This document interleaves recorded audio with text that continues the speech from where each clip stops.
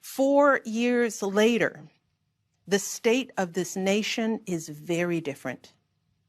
More than 150,000 people have died, and our economy is in shambles because of a virus that this president downplayed for too long.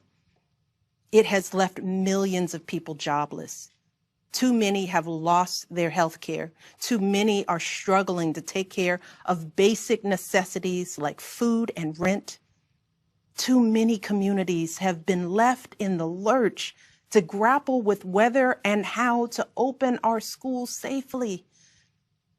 Internationally, we've turned our back, not just on agreements forged by my husband, but on alliances championed by presidents like Reagan and Eisenhower. And here at home, as George Floyd, Breonna Taylor, and a never-ending list of innocent people of color continue to be murdered, stating the simple fact that a Black life matters is still met with derision from the nation's highest office. Because whenever we look to this White House for some leadership or consolation or any semblance of steadiness, what we get instead is chaos, division, and a total and utter lack of empathy. Empathy, that's something I've been thinking a lot about lately. The ability to walk in someone else's shoes.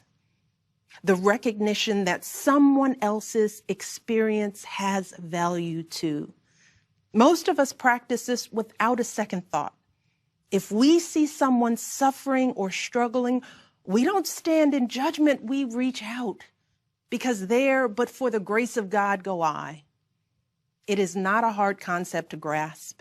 It's what we teach our children.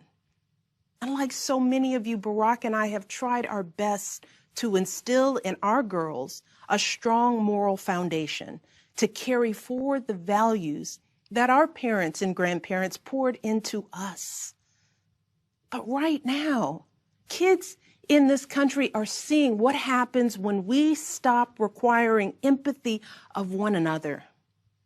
They're looking around wondering if we've been lying to them this whole time about who we are and what we truly value.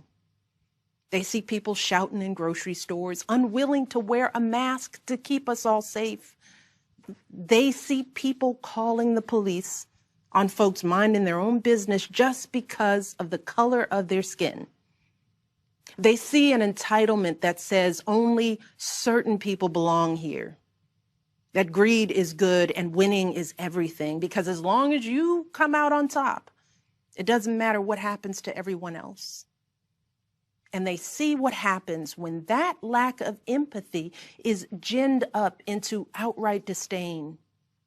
They see our leaders labeling fellow citizens enemies of the state while emboldening torch-bearing white supremacists. They watch in horror as children are torn from their families and thrown into cages, and pepper spray and rubber bullets are used on peaceful protesters for a photo op. Sadly, this is the America that is on display for the next generation. A nation that's underperforming not simply on matters of policy, but on matters of character. And that's not just disappointing, it's downright infuriating. Because I know the goodness and the grace that is out there in households and neighborhoods all across this nation.